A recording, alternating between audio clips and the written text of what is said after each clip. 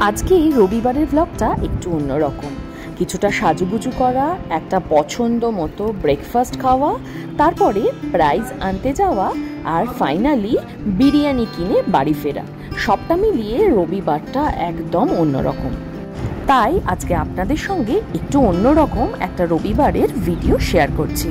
আজকে সকালে উঠে বারান্দায় যেতে একদম ঝকঝকে রোদ যাকে বলে, এই রোদটা একদম পুজোর রোদ, কিন্তু বৃষ্টির পরে পরেই এই ঝলমলে আকাশ আর রোদটাও কিন্তু দারুণ লাগে। চলে এসছি এবার আমার পছন্দের ব্রেকফাস্ট অনেক দিন বাদে বানানোর জন্য। আজ আমার খুব পছন্দের সাবুর খিচুড়ি বা সাবুর পোলাও, যেটাই বলা হোক না কেন, সেটা বানাবো। প্রথমে একটু জিরে আর সর্ষে ফোড়ন দিয়েছি, তার সঙ্গে কিছুটা আদা কুচি দিয়ে দিয়েছি।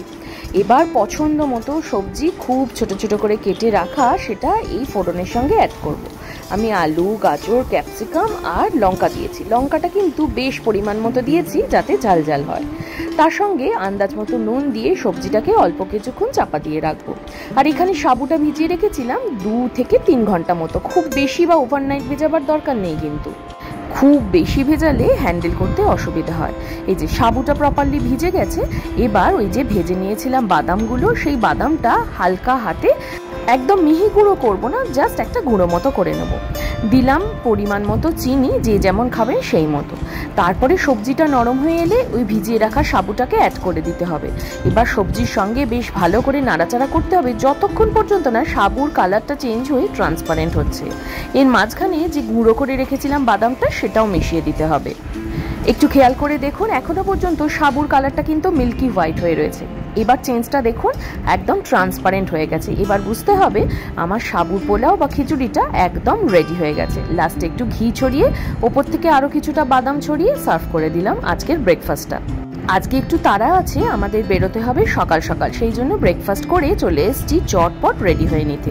অনেক দিন বাদে নিজের পছন্দের একটা শাড়িও পরে নিয়েছি। শাড়িটা তো সেরকমভাবে পরাই হয় না, তাই আজকে যখন সুযোগ হয়েছে সেটা ছাড়া একদমই যায় না।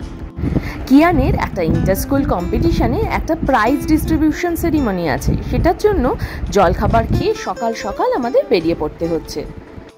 আর ব্যাস, ছোট্ট টিপ, হালকা লিপস্টিক আর জামিনী শাড়িতে আমিও একদম রেডি, একদম সিম্পল সাজগোজ।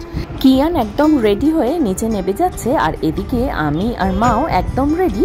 আজকে আমরা 3 জন মিলে চললাম কিয়ানের ফাংশনটার জন্য। অনেকটা দূর যেতে হবে, তাই বেশ তাড়াতাড়ি রেডি হয়ে বেরিয়ে পড়লাম। কোথায় যাচ্ছেন আপনি? কি করতে? কেন? যাই হোক, আমরা নিউ টাউন থেকে যাব সেই হাজরা, অনেকক্ষণ টাইমের ব্যাপার। আর এইদিকে কে এসে পড়েছে দেখুন তো। কি হয়েছে সোনা?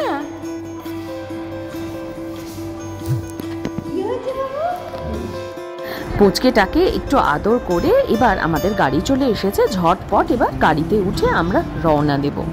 আজকে কিয়ানের লম্বা উইশ লিস্ট আছে। এই রাস্তাটা দিয়ে যতবার যাই আমার কেন জানি না বিশ্ব বাংলা গেটটা দেখে বড্ড ভাল লাগে, তাই ক্যামেরাটা কেমন করে ঠিক অনই হয়ে যায়। চারপাশে যেতে যেতে দেখলাম পুজোর প্রিপারেশন ফুলদামি শুরু, প্যান্ডেল বাঁধা, পোস্টার লাগানো, সব কিছুই চলছে, কিন্তু কোথাও যেন তাও একটা প্রাণ নেই ভাব। অন্যান্য বার যেরকম এক্সাইটমেন্ট থাকে, এইবার কিন্তু এক্সাইটমেন্ট অনেকটাই কম। যাই হোক, আমরা চলে এসেছি মহানায়ক উত্তম মঞ্চে। এই মঞ্চে আমরা আগে কখনো আসিনি, এই প্রথম। ঢোকার পরেই চারপাশে উত্তম কুমারের নানা রকম সময়ে নানা সিনেমার ছবি দেখে দারুণ লাগছিল। সঙ্গে একটা খুব সুন্দর মূর্তিও রয়েছে। আমরা এই কম্পিটিশনটা প্রাইজের জন্য এসেছি। কিয়ান যথারীতি ভীষণ এক্সাইটেড, কিন্তু আমাদের আর নিচে জায়গা হলো না, আমাদের উঠে যেতে হলো সোজা ব্যালকনিতে। উঠে গিয়ে দেখলাম প্রোগ্রামটা শুরু হয়ে গেছে, কিন্তু আগের পর্বটার প্রাইজ ডিস্ট্রিবিউশন চলছিল, তাই বেশ কিছুটা আমাদের ওয়েট করতে হবে। So to our winners we say your achievements are very very remarkable. We appreciate, we really commend it.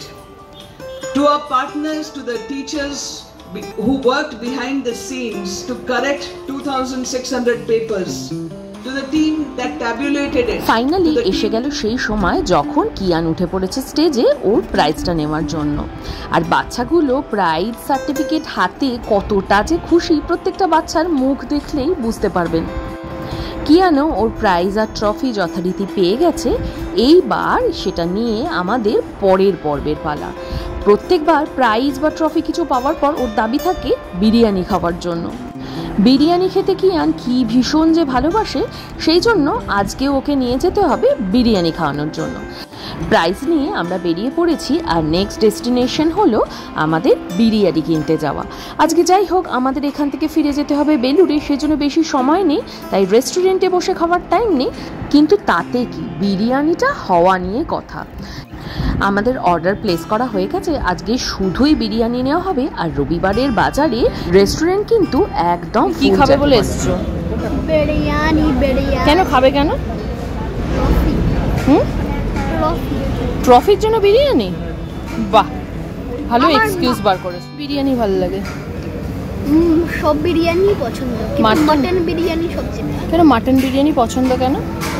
কারণ সেটা ভালো টেস্ট আছে।